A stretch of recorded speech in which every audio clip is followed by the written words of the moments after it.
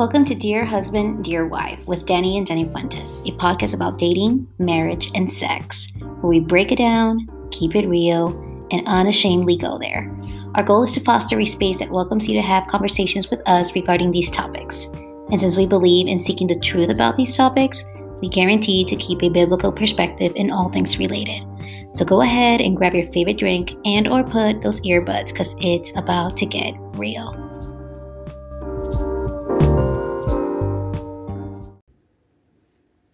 Hey, what's up, everybody? Hello. People of Podcast world. the podcast world. Sorry.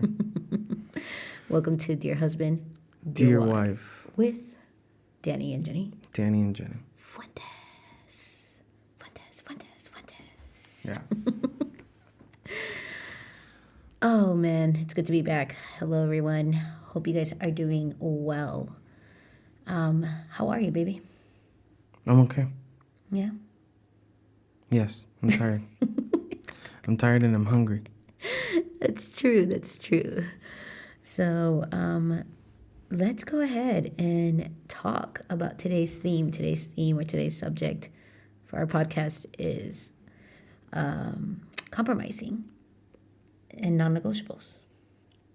We are in the first years of marriage. We're kind of talking to the first years of marriage. So if you are in your first years of marriage, this is for you. I think this applies to everybody, regardless. That's true. Because, it's easy to talk about it, but, 9-10 years down the road, you're going to need a little refresher. Yeah, that's true. Well, welcome back, everyone. Today we're talking about not conflict and resolution, but compromising and non-negotiables in your marriage. So let's talk about it. Let me go ahead and start with something that was told to me that I feel that it's a big lie now that I've been married for 9 years. We're going to be 10. It's going to be 10. But someone used to say to me, you shouldn't be with someone that you're not happy with. And that's a big bunch of It's a load of caca. Big O dung, Doo-doo. just caca dung. You shouldn't be with someone if you're not happy. I think that's something that we hear a lot, especially if you're dating. I think you hear that a lot. Your parents will probably tell you, oh, yeah, you shouldn't be with someone who doesn't make you happy. Or if you're married and you're going through some turmoil moments of your life and season of your life, people can probably say, oh, yeah, you shouldn't be with so-and-so if he's not making you happy or if she's not making you happy. Since when was marriage about making us happy? Well, let's define that, because we don't want to increase the divorce rate. That is true. Far worse than what it is right now. That's what I'm saying. I think what Jenny's trying to say is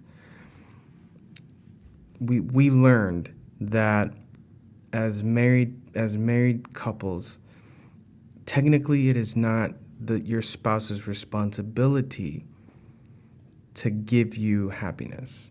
Ding, ding, ding, ding, ding, ding. So, yes, thank you, husband, for clarifying. Yeah. So disregard what Jenny said earlier, because I was like, just to be fair, I just downward spiral into like divorce and whatnot. But just to be fair, I just got in from Mexico last night, and so Jenny has a big migraine right now. I kind of am doing this. Last week she was slurring her words, not making any sense for like the first 5 minutes. Today, she's saying things that could potentially end marriages. No. God forbid. I hope not. So and I apologize for that. Yeah. The concept again is basically, that it's not your spouse's responsibility to keep you happy. Yeah. That you are to find that level of happiness within yourself. That is true. Because if you can't find it within yourself, how is it possible that you can depend on someone to give you what you need? So, it's one of those learning points that we definitely learned that we had wrong since the very beginning. Because obviously, you get married, and everyone always says it. Oh, I want my spouse to be happy, or I want to make you happy. I want to make you happy. I want to make you happy. We constantly hear that, but in reality, that's actually something that we cannot do. You can be happy with the person that you're with, but to assume that the person you are with will make you happy, that's a much bigger concept. Not only that, I feel like sometimes we've been given this assumption that marriage is about your main goal, about making yourself happy in your marriage. Sometimes we step into marriages assuming that it is our spouse's responsibility to make us happy. When in reality, we live in a world that completely despises the sacrificial side of marriage, if you think about it. I think a lot of the times we are such a self-centered world, at least here in the Western culture. We are extremely self-centered, and it's about us, it's about me, it's about what I can get out of it. When in reality, Scripture tells us that true love is this, if we are to lay down our lives for one another. So, and that's really what marriage is. You are constantly having to sacrifice, and you're constantly trying to put your needs last and put your spouse's needs first. And that goes both ways. And that's how we're diving into compromise. Because I think sometimes we have this misconception that in order for you to be happy, your spouse has to do everything for you. When in reality, most of that is actually your responsibility. And your partner is an addition of the blessing of being able to experience what it is to be happy when you are content and happy with who God has made you and what God has, the hand that basically God has dealt for you. Yeah. I think for us, again, it was definitely something that we had to learn. Luckily, we were fortunate enough to learn that, I would say, at least at an early time in our marriage. But again, it's never too late to learn. You always find new things. Time changes, people change. Your likes change, your dislikes change. What you used to, what you would never do, or I would never wear this, or I would never wear that, or I would never eat this. As time goes by, that kind of changes. Certain things for sure, not everything, but at least within marriage, there's constant change, and so we always hope that change is for the better, for the greater good within marriage. But obviously, that's not always the case for some people, for a lot of people. Yeah, one of the things that Danny used to say to me at the beginning of our marriage that would kind of really get to me, but then in reality, he was saying the truth, was that marriage is a two-way street. And sometimes we become very entitled in our marriages. Sometimes we think that marriage is about me or just about my needs, my wants, right? Like if you're listening to this and you're that individual, then I'm here to tell you, you got it all wrong. And really, love is unconditional, right? So if love is unconditional and that's what God has taught us, then we need to be able to take a step back and realize where we are being unfair. I think also culturally that can play a big role. If you come from a Latino culture, sometimes you see this marriage completely skewed where there's a machismo kind of, thing going on. And it tends to be more like the man says, this is what I want, this is what I need. And the woman has to constantly fulfill it, right? And that's a very, unfortunately, unbalanced type of marriage also. And so for the men who are listening to this, I think you got to understand that in marriage, it's not about just what can the wife do for you, but it's what can you also do for your wife? How can you love your wife unconditionally? I think one of the biggest things that I've learned in my marriage is that my husband, and not to toot my own horn, but my husband is amazing. He really, really is. This is true, guys. I'm one of a kind. There's really absolutely are. nobody else in this world that's gonna love the hell out of this woman. You really but are. Me. You really are. Despite our highs and our lows, he really is an amazing man. He spoils me. I'm one lucky woman. He really. So all I could say is, you're welcome, Jenny. You're welcome. Thank you, baby. The good Lord blessed you with someone as extravagant as me. Whoa. Get off your high horse, sweetie. Get off your high horse. Okay, just kidding. But seriously, the point that I'm trying to make is that Danny has been a really good role model of what unconditional love is. He really has. He doesn't expect a lot from me. And I need to learn how to preserve that and vice versa, return that unconditionally, where I don't expect much from him, where I need to be able to say, yeah, I'm going to give in on this, or I am, it's not really using the word giving in, but I am going to compromise on this, or I am, because I love my husband, I'm going to do something that he loves or something that he feels appreciated by or valued by. Yeah, it's been a learning curve for me because, again, I mean, I didn't have the perfect example from my parents. Growing up, from what I remember, my dad basically kind of had this expectancy that like a hot plate needed to be ready by the time I got home, kind of thing, and you know, like the wife does her duties. If the husband goes out to work, makes the money, and then comes home, and then the wife, stays home, takes care of the kids, all that stuff. To some extent, it was kind of like that growing up. But in regard to relationship between my parents, it was completely, it was different. I didn't have that example, so I honestly didn't know. And now that I'm 9 years married, I'm still learning. Like I'm still going through moments where I'm like, oh, okay, like this is something that I have to work on, or this is something that I have to improve. And lately I've been feeling like I definitely need to be a helping hand, not just someone who goes off to work and here's my check, babe, distribute it in whatever areas we have to, but as someone that just actually comes home and like really like is there for her, helps her out. Because the truth is, all of you women out there that are married, you guys actually do a lot. I'm seeing something that I couldn't see before, that a lot of married women do. And the fact that you women keep doing it, and you could be drop dead tired and exhausted, about to faint, and you're still going at 100%, that's just how a lot of you women function.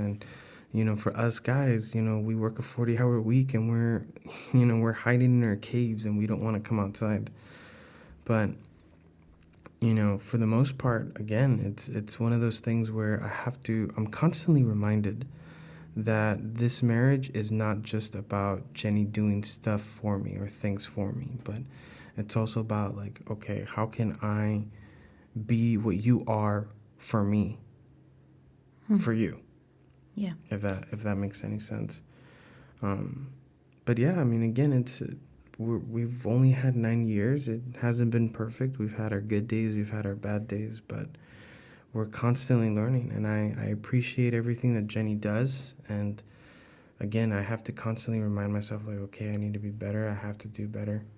It's easy to get comfortable, and I think that's where the issue lies. Like and trust me, I've had moments literally where Jenny and I are watching a movie, and then all of a sudden it's over, and we're talking. And the next thing you know, Jenny's telling me that she does not feel satisfied, and I'm like, what?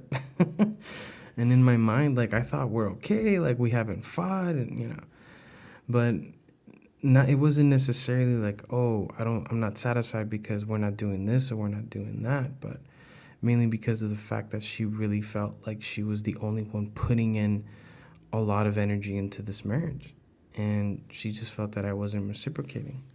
So it was moments like that where I started to think like, okay, like this marriage is not on cruise control, and I can't have it on cruise control, because it's just gonna keep going, and then God forbid it burns out, and then I'm gonna be asking the question, why? What happened? What did I do? So for all you guys out there who are married, who feel like you might be in that situation, I encourage you guys, to take a moment, pause, put your life on pause a little bit, and just really sit back and look into who your wife is to you, and the things that your wife does for you. And if you can reciprocate that, if you can be that lifelong partner, then do so. And I don't think it's I don't think it's a concept of, oh, like downgrading the masculinity of men, because that's not the standard. Like, instead, we're definitely trying to see a marriage and a relationship the way God sees it as. Women are fragile cups, and so we have to treat them as such. And we also have to treat the relationship in the same way. Yeah, I think one of the biggest things that I've learned is that love does transform lives. And the way that Danny ends up loving me ends up transforming me more and more each and every single day, vice versa. The way that I love Danny ends up transforming him each and every single way. So it's easier to find ourselves in situations where we are willing to compromise, or we are willing to say, okay, I am going to say no to XYZ so that my husband can feel loved and appreciated. Vice versa. I find Danny saying no to XYZ in order to make me feel loved and appreciated. And, people say, oh, and it's not about compromise. It really is. And maybe biblically speaking, in reality, it may not be the proper word to say compromise, but it's really constantly laying down your life on a daily basis for your significant other. It's constantly saying, I'm going to put my life last, my desires, my decisions. And that's not neglecting at all, your desires, or if anything, I feel like the more and more you do that, the more and more God provides opportunities for you to be able to exercise those desires. And it gives space for God to show up in your marriage in a way that you couldn't even imagine. And it also gives space for God to show up in a way in your personal life in regards to your desires. So, God is a very intentional God, and he does not make mistakes. He does not, disregard our little afterthoughts. And the truth of the matter is this, it's that even your afterthoughts really do matter to God. So, yes, okay, God, I am going to not do this because, my husband wants to spend time with me right now, and I realize I have not spent a lot of time with him. I'm going to give up watching, whatever, in my case, Downton Abbey, so that I can spend some time with my husband. And at that moment, it's just cultivating love and cultivating an opportunity for God to show up in my marriage. Vice versa, like Danny might be like, okay, fine, I'm not going to go and play my drums for an hour and a half because, I want to make sure that my wife feels loved, and I'm going to go ahead and, either help her with cleaning the kitchen, or we're going to eat dinner together because she's hungry right now, which you tend to do a lot for me, babe. So thank you. Mm-hmm. So, it's those simple little actions of compromise that lead to really healthy marriages. Believe it or not, every single small little sacrifice that you make creates room for unconditional love to be part of your story. And unconditional love is what starts transforming lives. It starts what's transforming your husband. So if you're in a position right now, ladies, and I'm going to speak to ladies, like if you're in a position where you feel like, man, my husband gets on my nerves more than anything else, then the question I would probably ask you is, what simple ways can you lay down your life for your husband? What are some things that he's asking of you, that he has constantly been asking of you, that you haven't really paid attention to? Where are you being stubborn? Also, let's be real, we're all stubborn to some way. And I think we show that more to our spouses than we do to other people. Both men and women alike, we can be very stubborn with each other. So it's like, where are you being stubborn? And for the men, I think, taking and heeding what my husband was saying, where can you lay down your own agenda to really love your wife? And it comes back to the last 2 or 3 episodes that we were talking about listening, just the importance of listening to each other and being able to take the time to listen to one another. What are my desires? Why am I not happy? Or what's making me feel this way?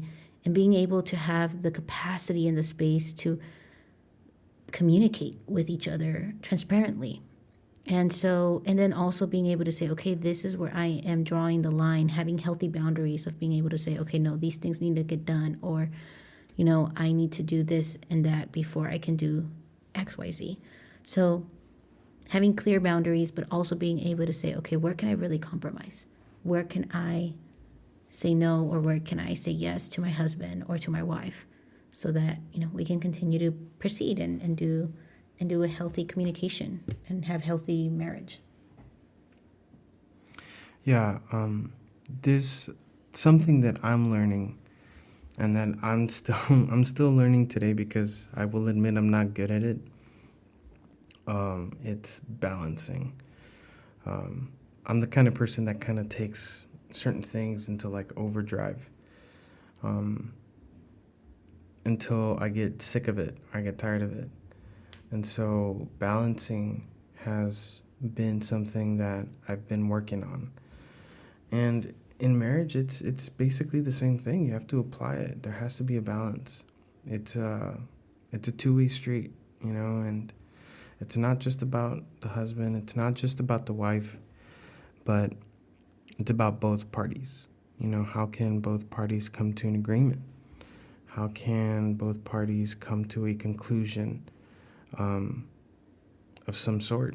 And those are the things that we have to constantly think about, because again, marriage is constant work. It's funny. I'll share this other story.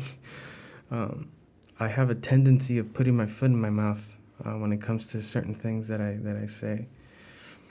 And I remember once, not too long ago, maybe like a month and a half or two, we were all just hanging out. It was Jenny, me, her two younger sisters, and their husbands. And I had asked a question, again, just a random question, just to carry a conversation. And then the question was reciprocated to me in regards to, what would I do if Jenny passed away? Like, would I remarry? And I said no. And so they asked why. And I said, well, why would I want to do this again? But, Jenny, like, obviously, women think completely different than men.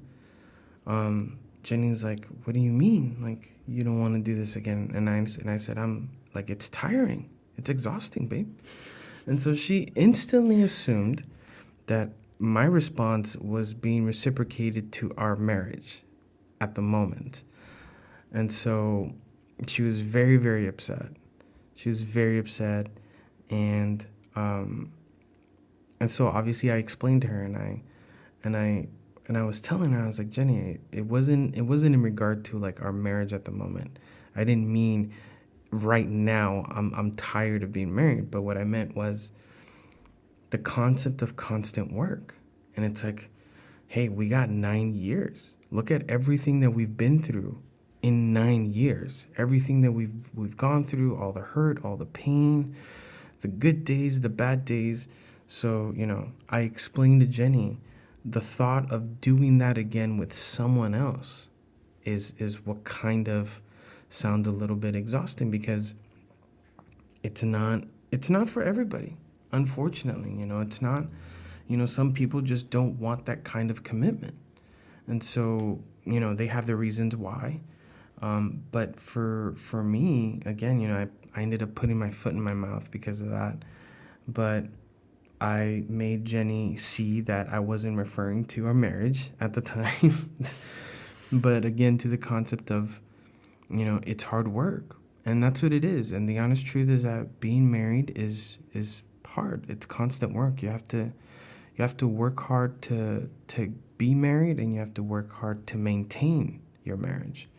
And so, again, it's something that I have to constantly remind myself, because I easily forget, and I just could easily get comfortable. And so I have to shake that off from time to time. Yeah, I do remember that conversation. It didn't go well for a couple of days, but I mean, you clarified it, so thank you for that.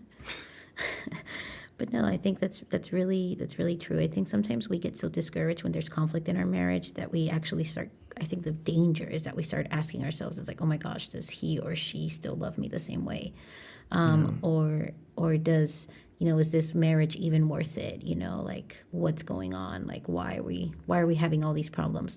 But I think one of the biggest things that I've learned that it's that love is possible in the midst of conflict. I think we tend to associate the word conflict with tension, anger, and an emotionally draining situation. Or we just assume it like it's just bad. Yeah, and conflict doesn't necessarily mean those things. When we are led by the Spirit of Christ, we are able to love a person in front of us, and even in the midst of conflict. And I think that's the beauty of it. That's why we come to the center of having Jesus as the center of you personally, first and foremost, and then secondly, Jesus being the center of your marriage. True, hurtful words can never be taken back. The person in front of you is not to be taken for granted. But if you can't see beyond that, you have to understand that that I'm challenging you to actually start understanding that the relationship that you have in front of you is a gift from God, and that it needs to be nurtured. And that's where compromise comes in. That's where you are constantly loving one another. We're not to be fighting each other, but we're fighting for us, in situations like this. We're fighting for us, and you have to see it that way. I'm fighting for us. I'm fighting for our marriage, and not for each other. Does that make sense? Yeah, I mean, conflict, within marriage, again, I think it all depends on how all of you out there go about that, because it's different for everybody, and obviously it's not something that everyone looks forward to within a marriage, but because we're all different. Jenny doesn't think like I do, and I definitely don't think like Jenny does. The way she approaches life, the way she approaches, certain circumstances, it's completely different than to how I approach them. So there are times where Jenny and I disagree. Like, she believes in something and I'm like, nope, I don't see it that way. And she might get a little, upset, bothered, maybe even offended, but it's one of those things where it's like, hey, like, you're entitled to your feelings. You have every right to feel how you want to feel. I can't change that. But just because we're married, I'm not just gonna, okay, well, I guess she doesn't like it, so then I gotta go with what she says because that's it. But it's about, like, just honoring and respecting each other. That in a marriage, you have two different people from completely different spectrums who have made the conscious decision to love one another. So what does that look like? How do you love the person that upsets you? How do you love someone that you spend your rest of your life with every single day, that knows you from in and out, and can say one word and then boom, you're triggered, you're back at, elementary with that memory of that one time, and you're just, your blood's running hot. How do you go about loving someone like that? And again, it also makes me think about how the Lord chooses, to constantly love us. I mean, we're messing up every day, like literally every day. And the fact that we have a God who has the ability and the capability to just snap his fingers and completely wipe you off the face of the earth if he wanted to, but doesn't do it because he loves you that much. I mean, again, that's like the perfect example. I mean, not that we're going to go and completely terminate our spouses from the face of the earth, but again, if God can love us knowing very well that we are weak and that we're going to mess up, how is it possible that we can't choose to love our spouses the same way? Yeah. And they are people that we can physically see, touch, and feel. No, I agree. If anything, it's a constant reminder of what true unconditional love is, and reminding yourself that God gives us grace when we screw up. Yeah. Therefore, the best thing you can do is give yourself grace also when you screw up, and also extend grace when your husband or your wife screws up. Communication clears up any confusion, and I think that's the most important thing when it comes to compromising. It's being able to clearly communicate and say, hey, like, these are the things that I've been feeling, and being able to say, hey, I need your support, or I need your help in XYZ. I really feel for moms, like moms who stay at home. We tend to disregard that as a profession, but more and more, the older I get, moms do a lot. Working moms do way too much. And sorry about that. And in the same way, we just find ourselves to be in a position where, like, sorry, not we, but working moms find themselves in a position where they're constantly going on the go from the moment that they wake up or the child wakes them up to the moment, the child goes to bed. And even at that, they are hardly ever, taking time for themselves to be able to self-care for themselves. So if you are a stay-at-home mom over there, like listening to this, I want to say that I applaud you. Yeah. And we admire you. Danny and I always talk about amazing moms who stay at home. Working moms. Yes, for sure. And then if you're a husband who has a wife who stays at home with your children, like seriously, learn to cherish, yeah, appreciate, learn to love that woman. Love the hell out of your wife. Yes, and find ways where you can compromise to make her feel loved and valued. So we just want to encourage you in reality, in this episode, that compromising takes time. And the big fat lie that we tend to believe many of the times is that, in order for us to be happy, our spouses need to make us happy. But if we can circle back to the first point is, you are responsible of your own happiness, but you need to communicate that. Yeah. And your spouse needs to know what makes you happy and why. Yeah. And communication is key, guys. Very simple, but we still don't have it down to a T. No. And then it's okay. It's okay for you to lay down your life. It's okay for you to say, I'm going to lay down my life today for my husband, and vice versa. I'm going to lay down my life for my wife today, and I'm going to love her or I'm going to love him, because that's what it does. Unconditional love changes lives, and that's what slowly starts transforming your marriage and your personal life. If definitely you are in a rocky situation. And if not, then it just makes it grow if you are thriving. Yeah. Well, our time has come. That's our nugget. Our little nugget. Our nugget of experience. Yeah. And we just pray that you have a wonderful week. And hey, shoot us an email or let us know how we're doing. Yeah. Share with us your thoughts. Yeah, definitely. If there's anything that you want us... If you want to critique us, that's fine too. If there's anything you want us to share or you want us to talk about, we are taking emails. So you can go ahead and just email contact@dannyandjenny.com. And we look forward to hearing from you. And hey, we're praying for each and every single couple out there. We love you guys. And thank you for listening. Yeah. Have a good one. Until next week.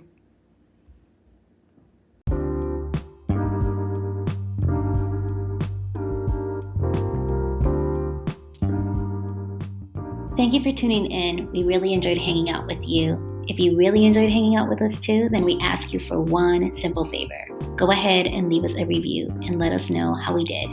We thank you so much, and we really appreciate your time. We look forward to seeing you next week. Adios.